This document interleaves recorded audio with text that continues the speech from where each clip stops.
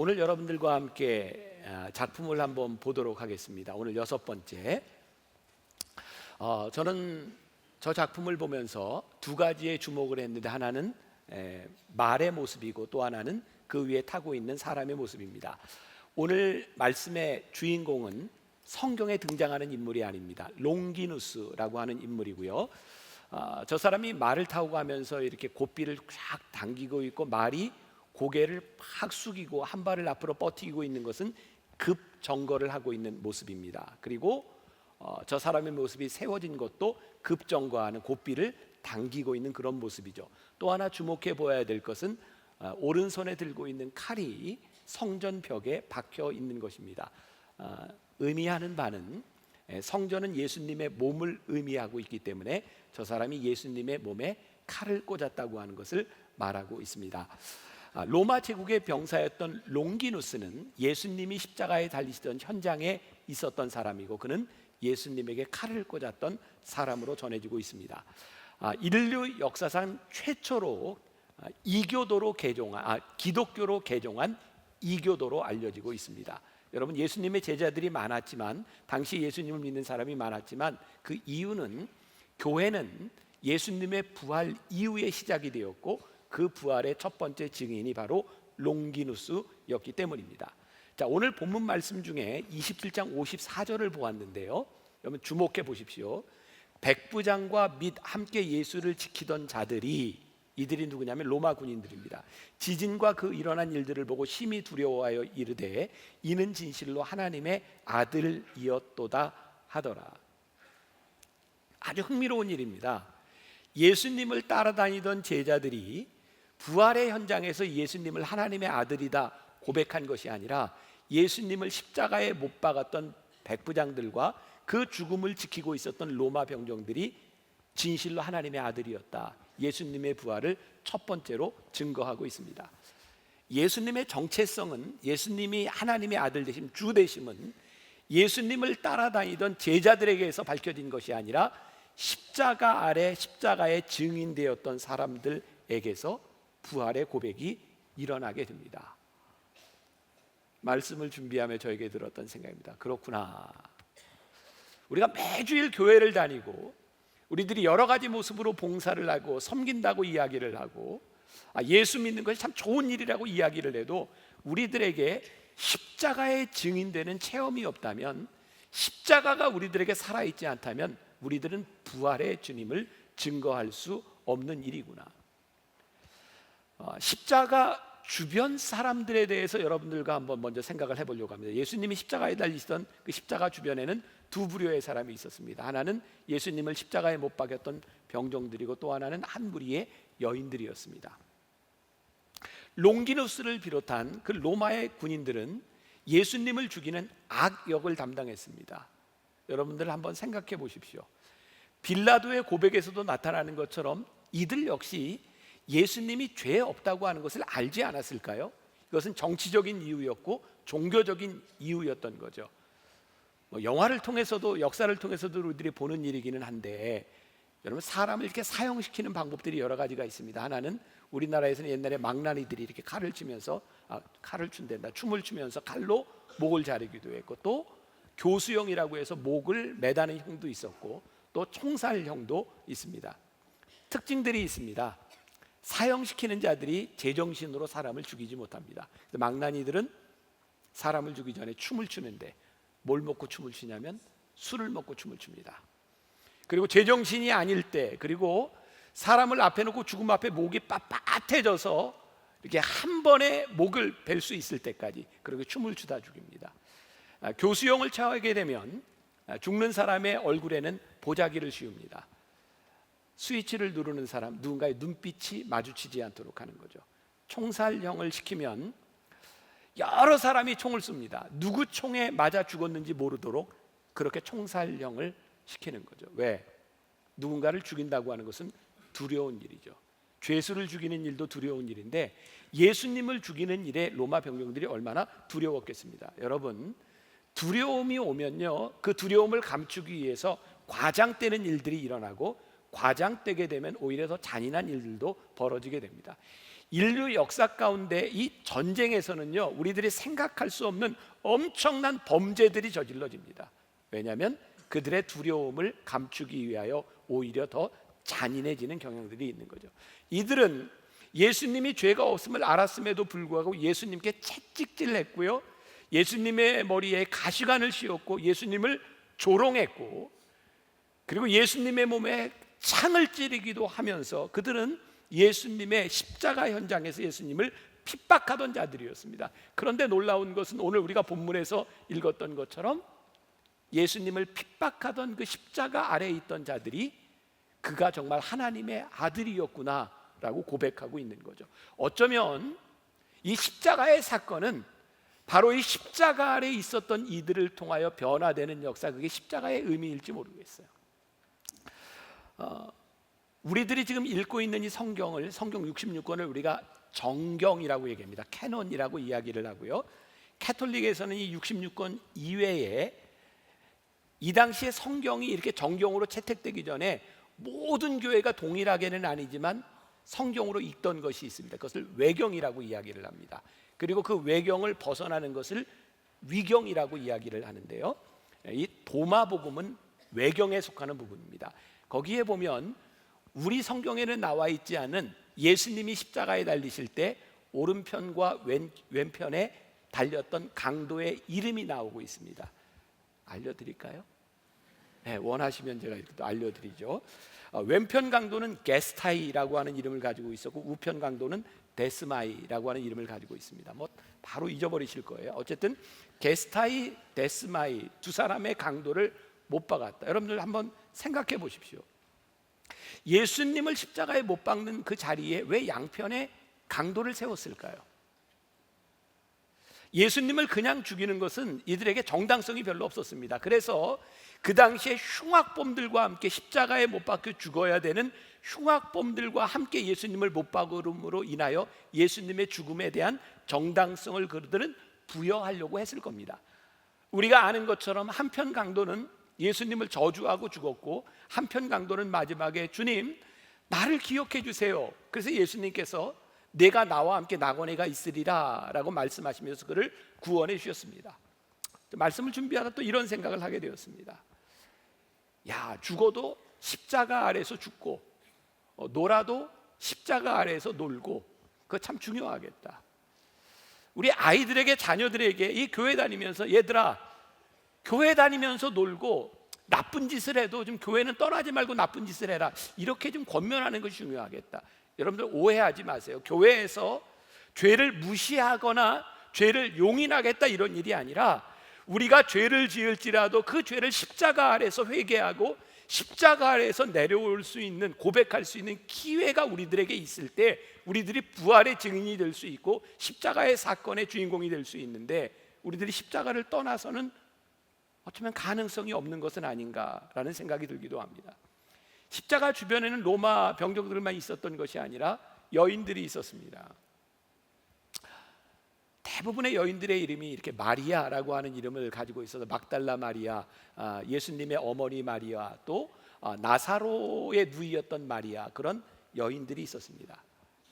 또 이렇게 말씀을 준비하면서 제가 한 문장을 이렇게 적어 보았습니다. 주님의 모든 고난에 동참하는 자들은 복되도다. 그 마리아들은 예수님의 고난의 현장에서 복받은 자들이었습니다. 그들은 복된 자들이었습니다. 뭐 어떻게 잘 이렇게 말씀이 이어질지 모르겠지만, 제가 93년도에 미국 유학을 갔는데, 제가 시카고에 유학을 시작할 때 시카고에는 아주 프로팀 중에 운동을 아주 잘하는 열광적인 농구팀이 하나 있었습니다. 혹시 아세요? 시카고 불스라고. 그때 전설적인 스타가 마이클 조던이었습니다. 그때 막 3연속 우승을 하고 이럴 때였어요. 이 시카고 불스 경기가 열리는 날에는요, 이 표를 산다는 것이 불가능한 일이었고요. 아무튼 그 경기를 보려고 이 사람들이 이렇게 많이 모였던 기억이 납니다. 밤새 줄을 서서 그 표를 구하려고 합니다. 또 하나 사진을 하나 보여드릴게요. 뭐 하는 사람들일 것 같아요? 애플이 새로 신제품이 나온 소위 얼리 어답터들이 저거 사려고 줄 서서 기다리고 있는 거죠. 아마 저 가치를 모르는 사람들은요, 우리가 이해가 되지 않을 겁니다. 그런데요, 그게 필요하고 그것을 구하려고 생각하는 사람들은 밤을 새고 작은 고난일지 모르지만 그 고난에 동참하는 것이 가치 있다고 생각합니다. 십자가의 증인되었던 여인들은요, 그들의 고난이 예수님의 십자가 아래에 있는 것이 가치 있다 생각했던 사람들입니다. 막달라 마리아는 귀신 들린 여인이었습니다. 예수님이 고쳐주셨어요. 다음 주에 우리들이 함께 나누게 될 그 사람, 역시 성경에는 이름이 나오지 않는데 베로니카라고 하는 여인은 12년 동안 혈혈병을 앓고 있었는데 예수님이 고쳐주셨습니다. 나사로의 누이였던 오라비를 살려주셨던 경험이 있는 그런 여인들, 그 여인들이 십자가의 자리를 지키고 있었습니다. 그들은 십자가를 지킬 이유를 가지고 있었고, 저는 그 여인들을 바라보며 그들의 고난이 복되도다. 왜냐하면 부활의 주님을 처음 만났기 때문입니다. 요한복음에 보면 유일하게 십자가를 지켰던 제자 한 사람이 나옵니다. 12명의 제자 중에 누구일까요? 가르쳐줬는데 요한복음에 나온다고 했는데, 네, 요한입니다. 유다는 자살을 했고요. 예수님의 제자 중에 유일하게 요한이 십자가의 자리를 지켰고, 유일하게 요한만이 순교당하지 않고 자연사한 사람입니다. 우리가 잘 아는 이야기입니다. 예수님께서 십자가에 못 박히실 때 예수님의 어머니를 바라보며 요한에게 아들아 내 어머니니라, 그리고 어머니를 부탁했어요. 어머니, 당신의 아들입니다. 요한은 평생토록 예수님께서 주셨던 그 사명을 붙들고 끝까지 그 사명의 자리를 지킵니다. 요한은 오래 살았습니다. 여러분들에게 말씀드리고 싶은 것이 있습니다. 우리의 인생의 축복은 오래 사는 것이 아닙니다. 오랫동안 사명자로서 살아가는 것입니다. 우리들이 그저 인생을 연장하는 것이 우리들에게 축복이 아니라 하나님이 우리들에게 주시는 사명. 그런데 예수님의 제자 중에 그 자리에서 사명을 받았던 유일한 사람이 누구냐면 십자가를 지키고 있었던 요한이 예수님 앞에 사명을 받습니다. 사명을 받은 자는 사명을 받은 자로 살아갑니다. 우리 다시 한번 그림을 한번 보겠습니다. 성파밀리아 성당의 저 그림 자세히 한번 느낌을 보세요. 저는 지금까지 우리들이 5번 보았던 작품과는 다르게 회한에 찼던, 두려움에 떨었던 그런 음습한 그런 모습들이 아니라 저 작품은 굉장히 역동적입니다. 말을 멈추기 위해서 고삐를 당기고 있는 저 모습은 급작스럽게 인생을 바꾸려고 하는 그런 모습. 그래서 저는 부활은 돌이킴이다 라고 생각을 해봅니다. 저 칼이 성전을 찌르고 있는 것, 예수님의 몸을 찔렀던 그 흔적, 그 롱기누스는 눈에 장애가 있어서 예수님의 몸을 찌를 때 그 예수님을 찔렀던 그 피가 눈에 튀므로 그의 눈이 낫게 되었고 예수님을 믿게 되었다고 하는 그런 이야기가 내려오고 있어요. 여러분, 예수님의 죽음의 현장과 예수님의 부활의 현장에서 일어났었던 저 기적은 2000년 전의 사건으로 끝나는 것이 아니라 오늘 우리들의 삶에서도 부활의 현장에서 십자가의 사건 가운데서 일어나는 동일한 변화와 돌이킴의 역사이기도 합니다. 전 설교를 준비하면서 그런 느낌들을 참 자주 갖습니다. 하나님께서 이 설교를 위해서 이렇게 준비해 주시는구나. 지난주에 제가 이렇게 평소에 알고 있는 아주 친한 분이에요. 국회의원 한 분하고 이제 식사를 하게 되었는데 우연히 이런 이야기가 나오게 되었습니다. 한번 사진을 한번 보여주세요. 제가 만났던 국회의원은 아니고요. 다른 국회의원 동료입니다. 가운데 있는데 뭐 잘 모르시는 분도 있을 거예요. 저 사진에는 뭐 이렇게 명확하게 나오지 않지만 제가 몇 장의 사진을 보았는데 지금 저 돌판 위에 손을 얹고 있죠. 저 돌판이 예수님의 무덤으로 추정되는 석판이라고 얘기하고요. 저 예루살렘입니다. 가운데 있는 저분은 크리스찬이 아닙니다. 예수 믿는 사람이 아니고요. 국회의원으로 이스라엘에 같이 갔다가 이스라엘 정부에서 이렇게 이제 예루살렘을 보여준 거예요. 그 중에 예루살렘의 관광지 중에 예수님의 무덤에 갔던 겁니다. 그리고 제가 표현을 그대로 하겠습니다. 들은 대로 제가 허락을 받고 하는 얘기예요. 저 무덤에 저렇게 손을 대면서 오른손을 대면서 속으로 그랬답니다. 이 나쁜 놈의 새끼들, 예수님의 제자들한테. 아니, 예수님의 제자들이 유다 같은 놈들이 예수를 팔어? 그 나쁜 놈들이네. 그리고 이렇게 욕을 하고 있는데 갑자기 이 한쪽에서부터 뜨거운 불이 확 임했는데요. 여러분, 오른손을 잡고 있는 이쪽만 어둡게 보이지 않습니까? 저게 다 땀입니다. 제가 들은 이야기입니다. 그리고 저 사람은 거의 제정신이 아닌 상태에서 국회의원이기 때문에 사람들이 말리지를 않았답니다. 예수님의 무덤으로 추정되는 그 무덤에는 못 들어가게 막았는데 거기에서 누워가지고 있다가 나와서요. 저분은 저 때부터 그리스도인이 되었습니다. 강력한 체험을 했어요. 제가 지금 여러분들에게 하는 이야기는, 여러분들 저 무덤에 가면 여러분들도 저 땀나고 뭐 이렇게 이런 이야기를 하려는 건 아니고요. 여러분, 십자가 현장에 있었던 모든 사람들에게, 롱기누스에게 동일한 기적이 일어났던 것이 아니라, 롱기누스는 그 피가 튀므로 눈이 이렇게 열려지는 그런 기적이 일어났는데, 지금 여러분들에게 저런 기적이 여러분들에게도 일어날 수 있습니다. 지금 하나의 사건을 정형화하려고 하는 것이 아니라, 예수님의 부활의 현장에서 일어날 수 있는 일, 우리의 인생을 바꾸는 일들은요, 우리의 생각하고 우리들이 기대했던 것이 아니라 우리들의 삶을 바꾸는 역사들이 그때도 일어나고 부활의 흔적들이 오늘 우리들에게도 살아있다는 거예요. 롱기누스는 왜 그가 순교자가 되었고 왜 그는 평생을 하나님의 말씀을 전하다 죽었는가? 저에겐 그런 생각이 드는 거예요. 그가 예수님의 몸에 칼을 꽂았던 그 상처가 얼마나 아팠을까? 예수님이 아픈 것이 아니라 그가 나음을 입었을 때에 내가 하나님의 아들에게 칼을 꽂았던 그 상처가 그로 하여금 평생을 헌신하게 만들었다. 십자가 주변에 있었던 여인들, 그들이 그의 인생을 생각할 때 혈루병을 앓던 여인을 고쳐주시고, 간음하던 여인을 고쳐주시고, 향유 옥합을 깨뜨렸던 그 여인을 용서하여 주셨던, 그들의 삶에 가득했던 상처를 어루만져 주셨던 예수님을 생각할 때에 그들은 십자가 아래 있을 수밖에 없었고 부활의 증인이 될 수밖에 없었고 그들은 그렇게 인생을 살아갈 수밖에 없었던 거죠. 그래서 이 여인들이 새벽 미명에 예수님 부활하신 날 무덤을 찾아갑니다. 자, 7절, 8절, 9절 말씀을 제가 읽겠습니다. 또 빨리 가서 그의 제자들에게 이르되 그가 죽은 자 가운데서 살아나셨고 너희보다 먼저 갈릴리로 가시나니 거기서 너희가 배우리라 하라. 보라, 내가 너희에게 일렀느니라 하거늘 그 여자들이 무서움과 큰 기쁨으로 빨리 무덤을 떠나 제자들에게 알리려고 다름질할새 예수께서 그들을 만나 이르시되 평안하냐 하시거늘 여자들이 나아가 그 발을 붙잡고 경배하니. 예수님의 제자들은요, 예수님께서 내가 살아나리라 라고 말씀하셨는데 그들은 그 새벽에 무덤에 제자들은 한 명도 찾아가지 않았습니다.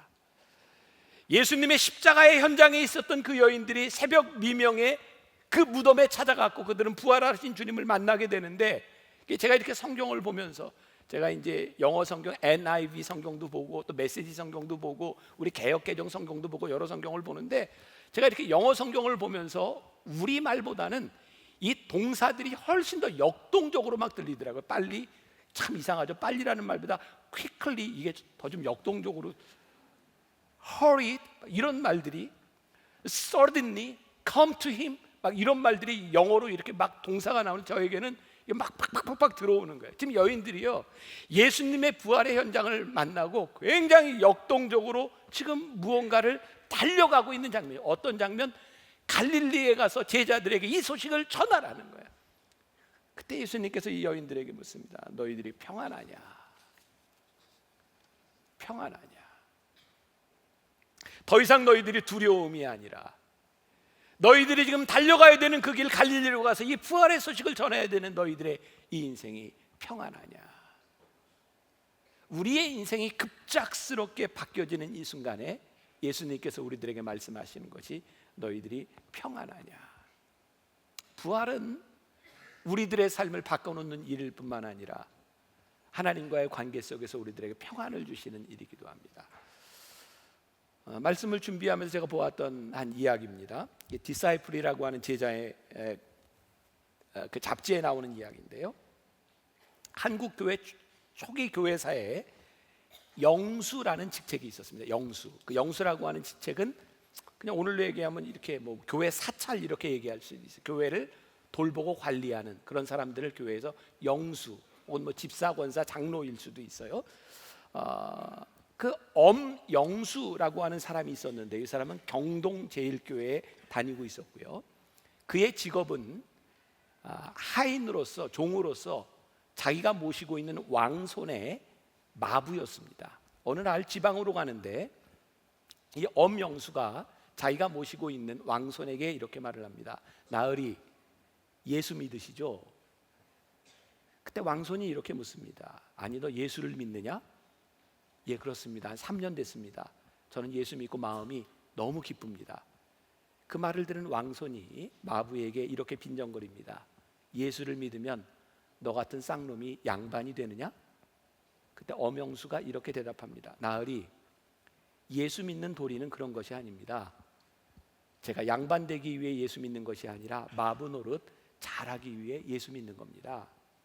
이 말이 왕손의 마음에 깊은 감동을 줬고 마음이 열려 예수를 믿고 이 왕손이 승동교회 목사가 됩니다. 이건 한국 기독교사에 나와 있는 이야기입니다.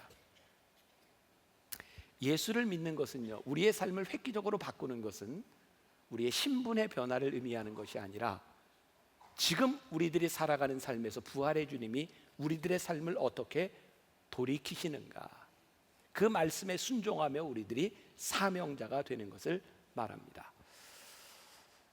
롱기누스가 급작스럽게 말에 고삐를 들고 그 말을 멈춰야 했던 것은 그 길이 그가 가야 될 길이 아니었기 때문입니다. 그래서 그는 급작스럽게 고삐를 잡고 말을 멈춰섭니다. 부활은 오늘 우리들에게 말씀합니다. 너의 인생에 돌이켜야 될 것이 무엇이냐? 너희들이 고삐를 쥐고 멈춰야 될 말이 무엇이냐? 우리들이 어떻게 바뀌어야 될 것이냐를 우리들에게 묻고 있는 겁니다. 지금 우리들이 살아가는 그 일상의 삶 가운데서 바뀌어야 될 것이 무엇인가? 마태복음 7장 21절에서 23절까지의 예수님께서 굉장히 무서운 말씀을 하십니다. 나더러 주여 주여 하는 자마다 다 천국에 들어갈 것이 아니요 다만 하늘에 계신 내 아버지의 뜻대로 행하는 자라야 들어가리라. 그날에 많은 사람이 나더러 이르되 주여 주여 우리가 주의 이름으로 선지자 노릇하며 주의 이름으로 귀신을 쫓아내며 주의 이름으로 많은 권능을 행하지 아니하였나이까 하리니 그때에 내가 그들에게 밝히 말하되 내가 너희를 도무지 알지 못하니 불법을 행하는 자들아 내게서 떠나가라 하리라. 하나님을 믿는다고 하는 것은요, 우리들이 주의 이름으로 선지자 노릇을 하고 주의 이름으로 귀신을 쫓아내고 주의 이름으로 많은 권능을 행하고, 근데 우리 주님이 내가 도무지 너를 알지 못한다 그럴 수 있다. 우리들이 하나님의 말씀 앞에 부활의 주님 앞에서 순종하는 삶을 살지 아니하고 말씀대로 살아가지 아니하면 우리들이 행하는 일들이 불법일 수 있다는 거예요. 우리들이 입으로는 주여 주여 하고 있지만 부활의 주님을 만나서 우리들이 살아가야 될 인생이 바뀌지 않는다면 우리는 여전히 고집스러운 우리의 인생을 살아갈 수 있다는 거예요. 부활은 일회적인 사건이 아니라 우리들의 삶에서 매일매일 반복되어서 우리들의 삶을 바꾸어야 되는 일이기도 해요. 여러분 오스왈드 챔버스 아시죠? 그가 정말 놀라운 책이 있죠. 주님은 나의 최고봉. 20세기에 가장 많은 크리스찬들에게 영향을 준 책이라고 하는데 제가 이 책을 여러 번 읽어봤지만 굉장히 어려운 책입니다. 나는 이렇게 많은 사람이 이 책을 봤다는 게 잘 이해가 안 되기도 해요. 굉장히 어려운 책입니다. 이게 깊이 생각해야 되는 책이고요. 그 중에 하나 아브라함에 대한 이야기를 쓰고 있는데 제가 여러분들에게 읽어드리고 좀 설명을 해드릴게요. 아브라함이 하나님께 가졌던 믿음의 강점은 하나님을 위해 뭐든지 할 준비가 되어 있었다는 것입니다. 그는 자신이 믿는 바와 반대가 되더라도 하나님께 순종하는 것이라면 믿고 나갔습니다. 아브라함은 자기 신념을 위한 헌신자가 아니었습니다. 자기 신념의 종이었다면 그는 이삭을 죽이지 말라는 천사의 음성을 마귀의 음성으로 알았을 것입니다. 제가 설명이 필요하다고 얘기를 했는데 그 아브라함은 순종의 사람이었다. 이건 별로 어려운 얘기가 아닙니다. 그런데요, 만일 아브라함이 순종의 자기 확신에 찬 신념의 사람이었다면 그는 아들을 죽이지 말라는 음성을 악마의 음성으로 들었을 거라는 거예요. 자, 제가 설명을 합니다. 우리가 아브라함의 상황을 다 이해할 수 없지만 하나님께서 어느 날 아브라함에게 내 아들을 제물로 드려라, 하나님의 시험이었습니다. 그 결정까지 얼마나 힘들었을까요? 근데 아브라함은 순종하는 사람이었기 때문에 어렵지만 헌신하고 순종하기로 결심합니다. 그리고 아들을 데리고 모리아산에 올라갔어요. 그렇게 힘든 결정을 했으니, 그렇게 어려운 결단을 했으니 그가 손을 들어 아들을 죽이려고 하는 순간에 어떤 마음으로 내려치고 있겠습니까? 근데 그때 아브라함아 아브라함아 소리가 들립니다. 오스왈드 챔버스가 하는 얘기입니다. 만일 아브라함이 순종의 사람이 아니라 신념의 사람이었다면 그는 아브라함아 아브라함아 내 아들을 죽이지 말라고 하는 이야기를 마귀의 음성으로 들었을 거라는 거예요. 왜? 그는 결단했고 어렵게 결정한 일을 실천하려고 왔기 때문에 그는 그 신념을 가지고 그 일을 했을 거라는 거예요. 근데 그는 순종의 사람이었기 때문에 그 어려운 순간에 천사의 말을 듣습니다. 우리 신앙의 가장 큰 오류 가운데 하나가 뭔지 아세요? 우리의 신념입니다. 우리가 하나님 앞에서 내렸던 어려운 결정들, 우리들의 맹세하고 서원했던 일들, 그것이 어느 날부터인가 우리들에게 신앙이 아니라 신념이 되어버려서 그것을 꺾으려고 하지 않습니다.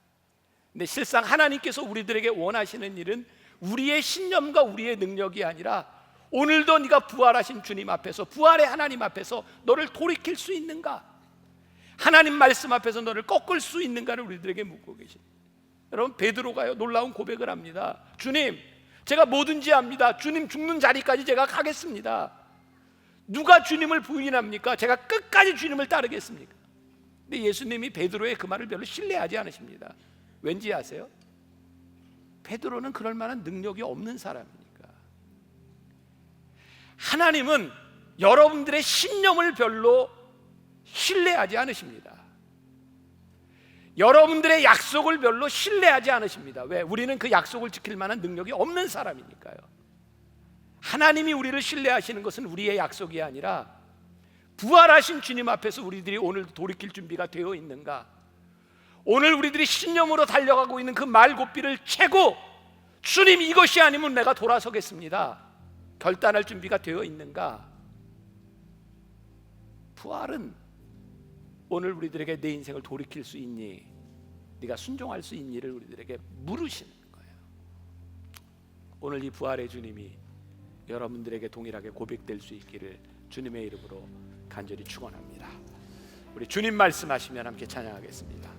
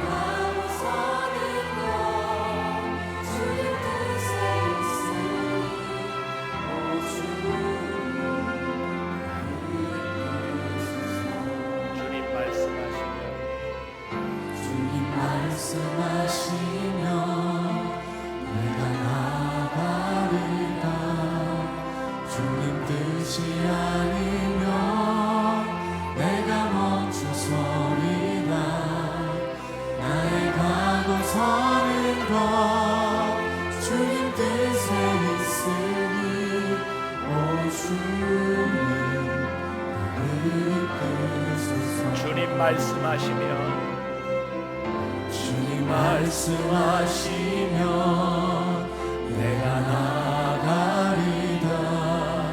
주님 뜻이 아니면 내가 멈춰서리다. 나의 가고 서는 것 주님 뜻에 있으니 오 주님 나를 뜻하시면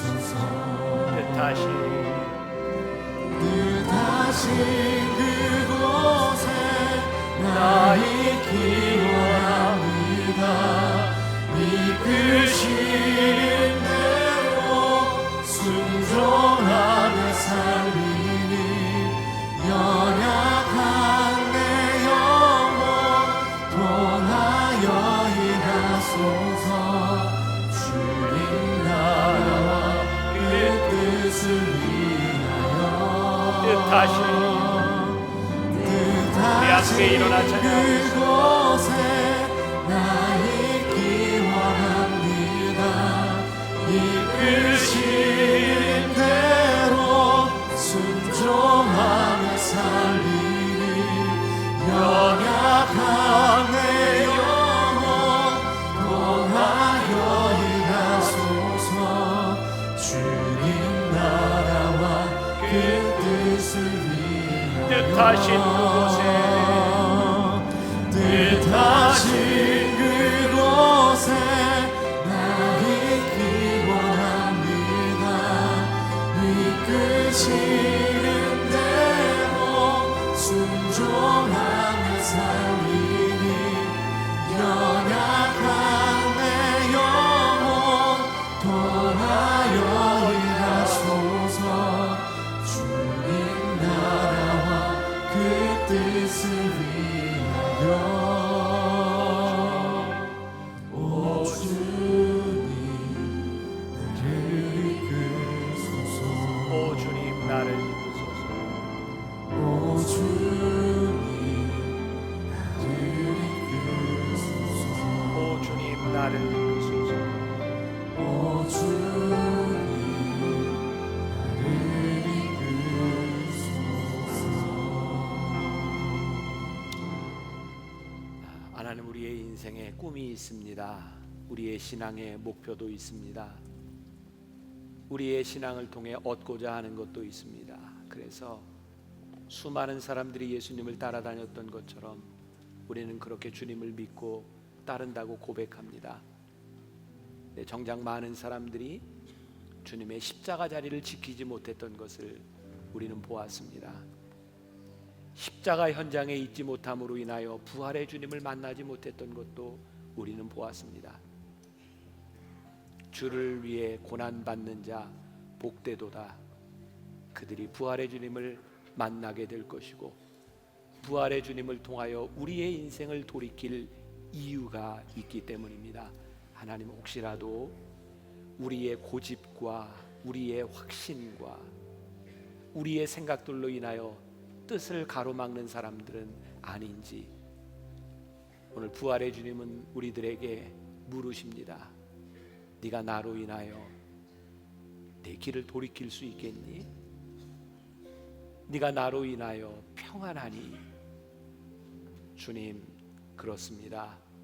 우리를 부르시는 대로, 우리를 이끄시는 대로 그렇게 살아가겠습니다. 쓰임 받겠습니다. 순종하겠습니다. 하나님 앞에 복된 부활의 증인들이 되게 하여 주옵소서. 오늘도 하나님 앞에 드려진 귀한 예물들이 있고, 이 예배를 예배되게 하기 위하여 헌신한 손길들이 있습니다. 너희의 헌신이 복되구나, 너희의 예물이 복되구나, 아름답게 쓰여지게 하여 주옵소서. 지금은 우리 주 예수 그리스도의 은혜와 하나님 아버지의 무한하신 사랑과 성령의 인도하심이 기꺼이 부활의 증인 되기를 소원하며 이 세상으로 나가는 당신의 사랑하는 모든 백성들 위해 지금부터 영원까지 함께 하시기를 간절히 축원하옵나이다. 아멘.